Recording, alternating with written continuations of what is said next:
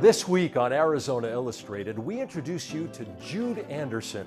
He's only 3 years old and he's been fighting cancer for half his life. The spin on advertising, a back-in-time tour of the Yuma Territorial Prison.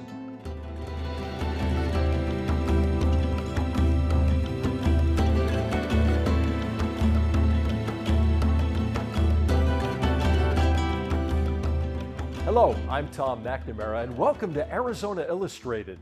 Do you remember what it was like to be a child?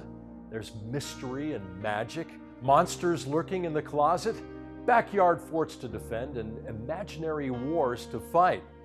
Well, now meet a little boy who's battling a different kind of monster, one that can be very tough to beat.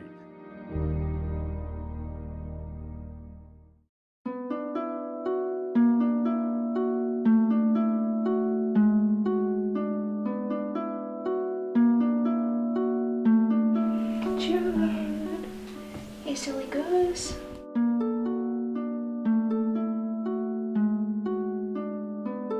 Hey buddy, guess what? We'll get ready to go to clinic. It's okay. Do you know who we're gonna see today? Yeah. We're gonna see your friends. You're a tooting machine this morning. Another one? He loves Star Wars. He likes playing at the park. He likes going through the car wash. You don't want the nurses taking care of you to notice you have stinky breath, do you? No. I don't like describing him just as a cancer patient because he's so much more than that. Oh, that's great. 3-year-old Jude Anderson won't get to have breakfast today because he's having a biopsy. It will decide whether he can undergo the transplant that could save his life.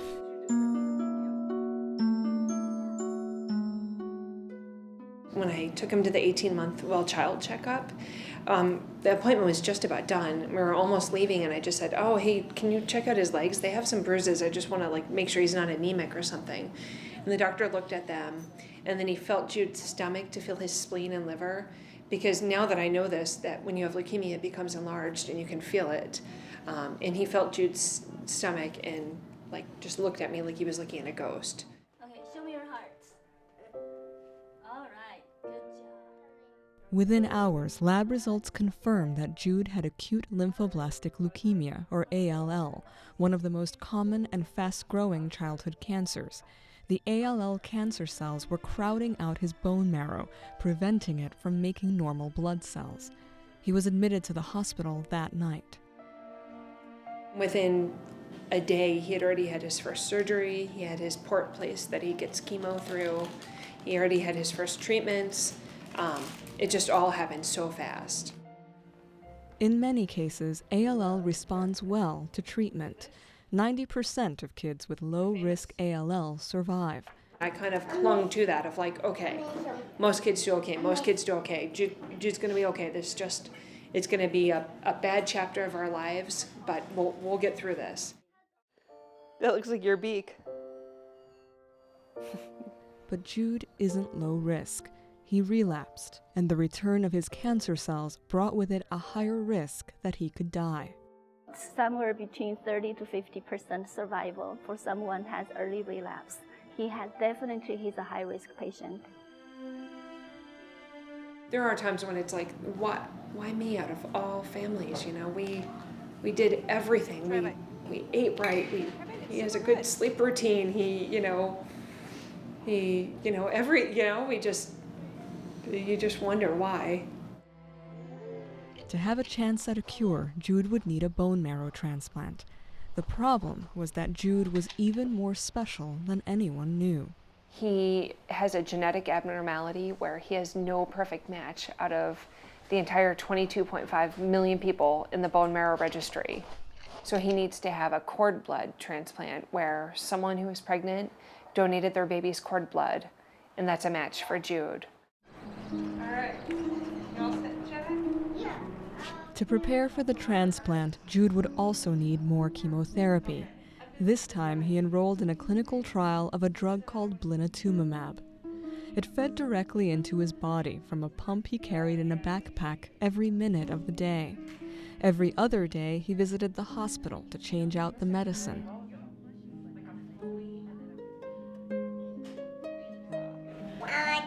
Even on his birthday, in his brand new Jedi costume, he received a new infusion as his family prepared a party in the hall.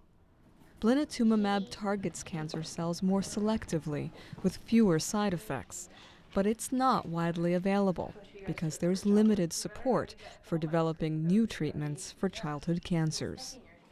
Only 4% of the NIH and NCI funding goes to pediatric cancer research. Only 4%. So this is definitely not enough. For the type of clinical trials that Jude is enrolled in, it takes a lot of money. Like the particular medicine he gets, blinatumomab, is very, very expensive. I can't do it.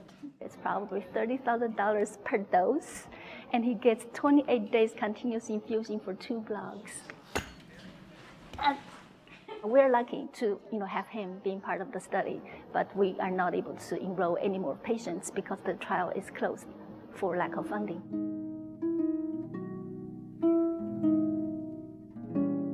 Faced with an uncertain future, the Andersons found strength in each other. At the end of the day, there's only 2 people that really have to have the endurance to really see this thing through, and that's me and Barbara, really.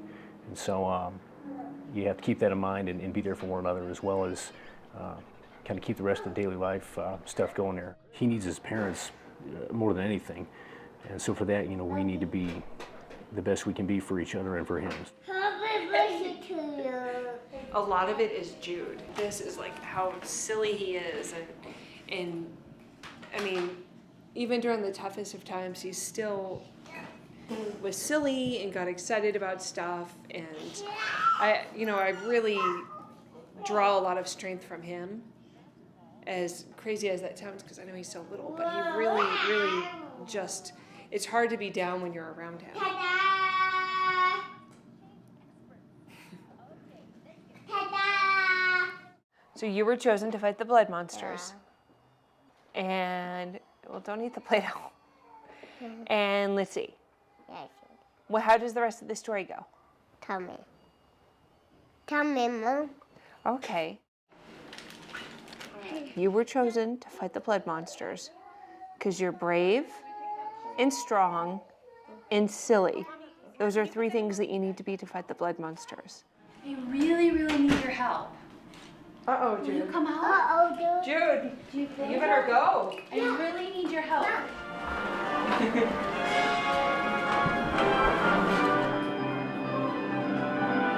Are you, Jude?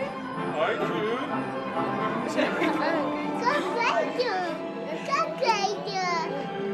You can show Elliot. Do you want to introduce Elliot to everyone? Take him over and show him. He talks about fighting the blood monsters, and he'll always say, "Tell me that story." In a way, I felt like he was like waiting for us to say something about it. After that moment, just seeing how much he latched onto that story, it was like, oh, that's why I'm here. To me, I feel like that's such an important part of the battle, is to give him a really, really great time while we can. I would hope that Jude, if we're lucky enough that he is here, that when he looks back and he remembers, maybe not quite so much the bad stuff, but he remembers the Star Wars party, and he remembers going to the museum, and if he remembers the doctors and nurses, he remembers like, oh, they were always really nice, and they, gave me presents. Happy birthday. That he remembers the fun side of it. Happy birthday to you.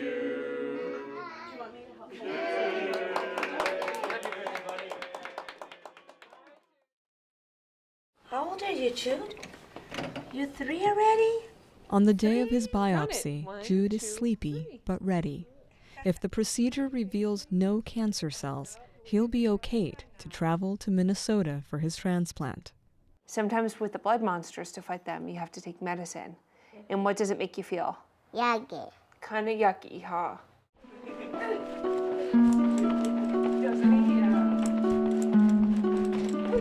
we're gonna drive to Minnesota. And what are you getting done in Minnesota?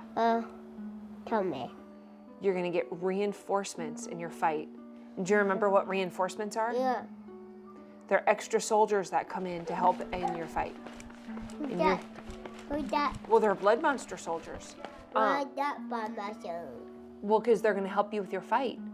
And so when we go into Minnesota, you're gonna go to the hospital there, and you might feel kind of yucky with some of the medicine. But we'll help you, right? And the nurses and the doctors, they'll make you feel better? Yeah. And then what's gonna happen after that? Baby go dog.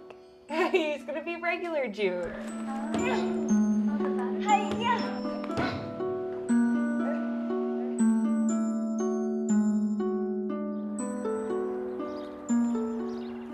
2 days later, the Andersons have their answer. Jude's backpack of blinatumomab is gone, and a new journey awaits. Jude's biopsy results were negative, and he has no evidence of leukemia right now. So he has none in his bone marrow and none in his spinal fluid, so we are good to go.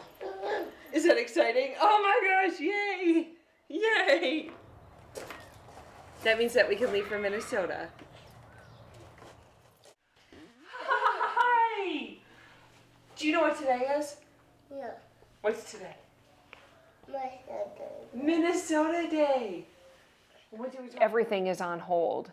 You know, I mean, we're leaving our home. My husband's leaving his work for right now. My father is very, very ill, so we're leaving my father, who's here in Tucson. It's really just putting everything on hold in the hopes of curing Jude. What are you looking for?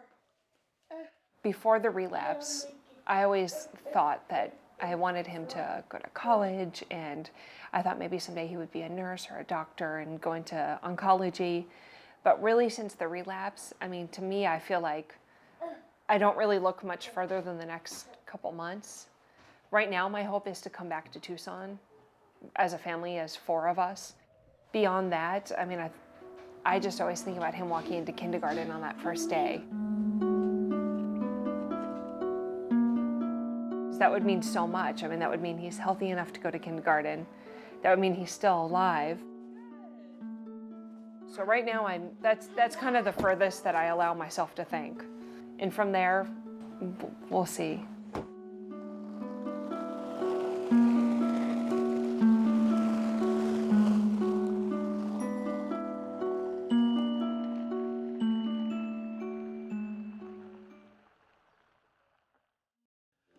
Businesses use many means to attract potential customers. Outdoors, it's billboards, neon, even blow-up animals vying for your attention. One of the latest is the sign spinner. While colorful and theatrical, for the spinners and their clients, spinning is serious business.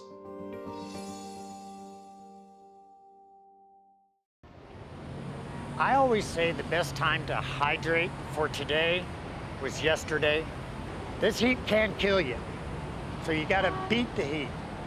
You can't let it beat you.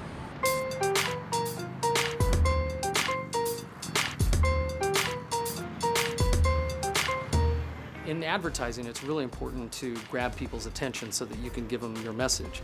Sign spinning is really effective for that purpose because it starts by getting your attention. Not only does it get your attention, but it then delivers whatever the message is that's actually on the sign. Sometimes the message is also part of the way the person is dressed.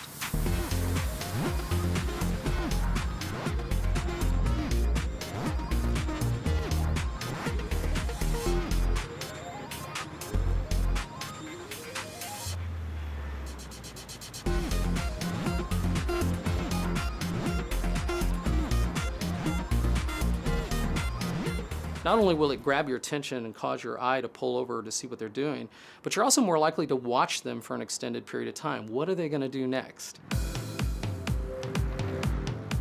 My name's Cody Norman. I own Cool Cat Street Level Promotions, but I'm better known as the Cool Cat. About 11 years ago, some skateboarders down in San Diego, California, they got a job holding signs. And then they started doing tricks with this sign and went, hey, this is cool. And that's how it was born. It's really a retro idea. It harkens back to the sandwich board sign that the people used to wear with a sign on the front and back, and they'd walk up and down the street, and it's a similar format to that. Today you see mannequins out, motorized mannequins that are spinning signs and doing the same thing. Obviously there's a cost effectiveness to that it's still motion and it looks like a person, so it grabs your attention. I love them because they prove what I do works. I think they're both effective, but I would bet that a real person being able to jump around and throw the sign in the air is going to be more attention-grabbing than the robo-spinners would be. You've got to create an emotion.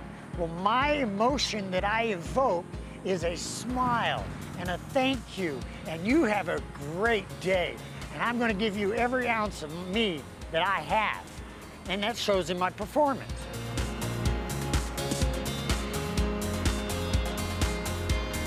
One day I was riding down the street looking for a job, and I seen a We Buy Gold place. And I went in and I said, hey, I ain't trying to be funny, but I'm here to make you some money. And he had one of these large arrow-shaped signs, and to be honest, I had never seen sign spinning before in my life. And so I went to work, $6 an hour, $6 an hour, and I got out there and I loved it. And it's just blossomed from that. I've noticed that several sign spinners are so theatrical that the sign itself actually gets lost in the shuffle. The sign spinning is designed to get your attention. Once you have their attention, if you're spinning your sign, you're spinning your wheels. It's not designed to convey a whole lot of information. When they get the look, smile, how you doing, pointed sign, and in less than a second, I've just communicated, smile, good morning, and have a great day, and check out the specialist.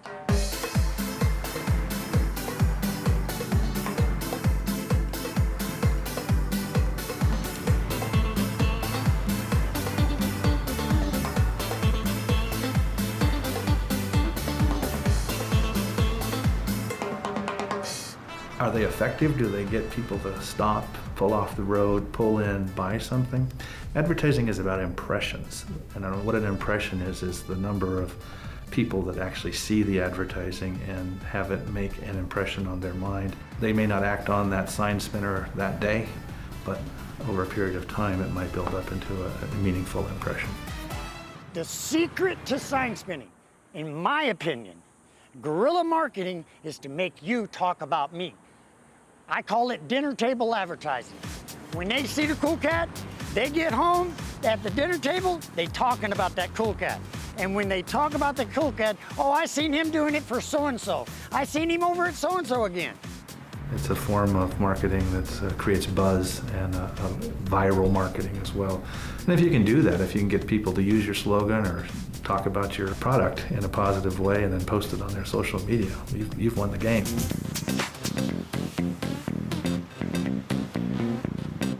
It's a fad. It would be interesting to see if in 20 years there's still people standing on corners spinning signs, because we went for many years without them, and now it kind of seems like they're quite all over the place. But I bet you in 20 years it will not be as brisk as it is right now.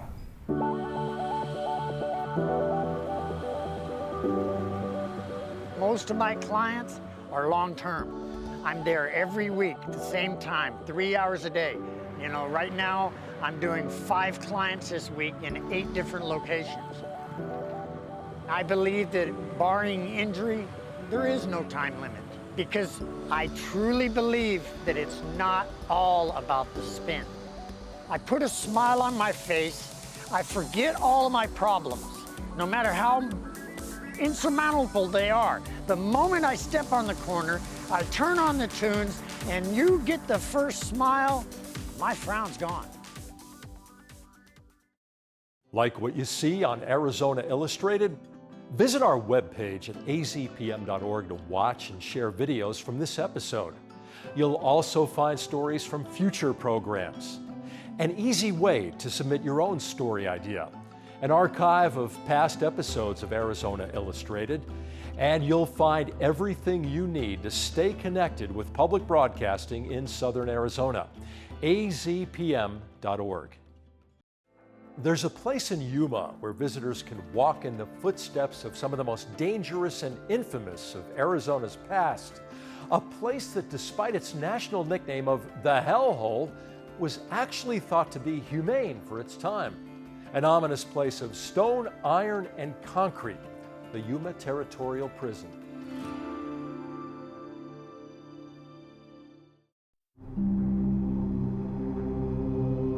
There were more than 3,000 of them, ranging in age from 88 to 14. Men, women. They were Apache, Mexican, American, a cross-section of whoever came to or through the Arizona Territory.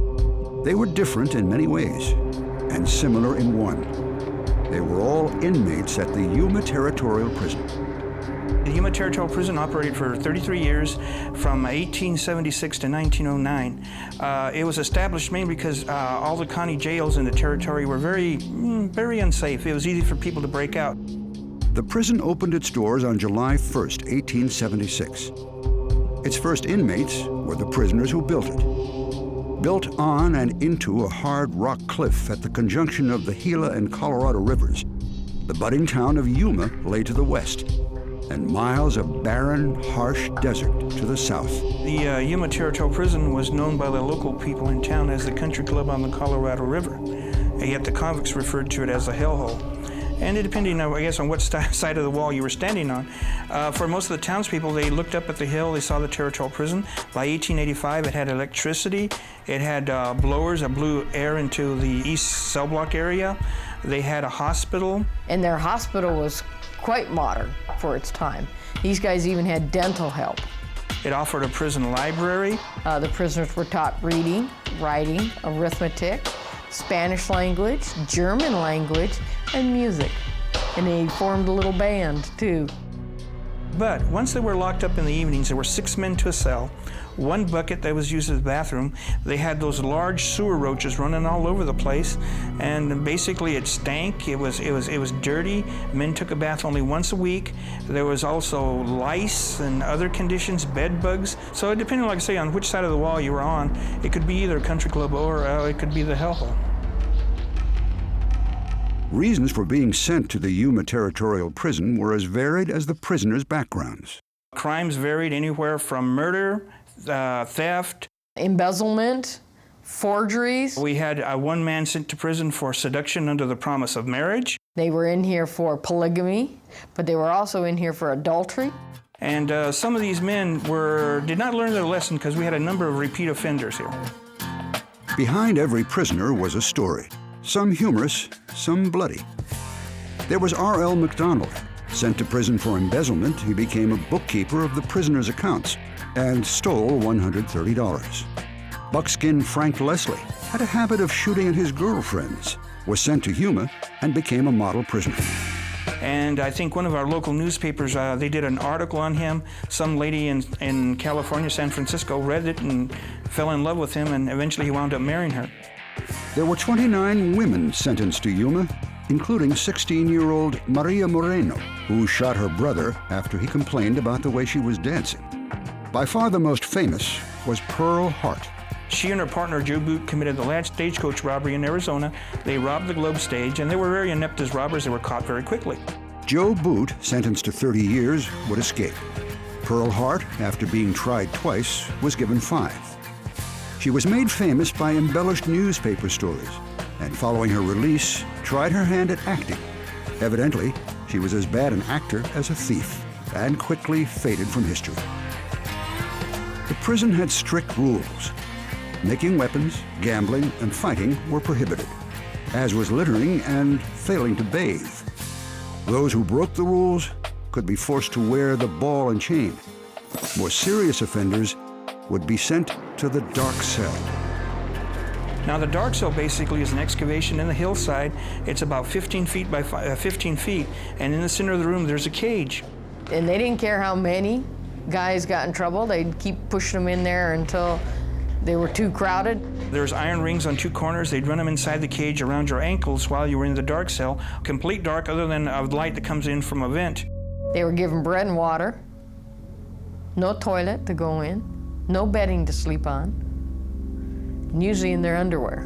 And even 2 women got put in there for fighting. But of course, the guys weren't in there when they were. They had it all to themselves. Normally, the length of stay in the dark cell was anywhere from 1 to 12 days, though this one man, John Clay, spent a total of 104 days straight in the dark cell. When he was released, he was a model prisoner, never gave anyone any more trouble after that. There were 140 escape attempts at Yuma. 26 of them succeeded. Most convicts served their time and left the prison. Many received pardons or reduced sentences, according to the practice of the day. Some would never leave the prison alive. We had 111 deaths. 104 of them are buried in the prison cemetery. The main cause of death here was consumption, which is another word for tuberculosis. 8 were shot while trying to escape. 2 were killed by falling rocks. A couple bitten by rattlesnakes. There were a couple suicides, a couple murders. In fact, one of the guys that murdered his cellmate was handed over to the Yuma County, tried and convicted, and actually hung in the county courthouse yard.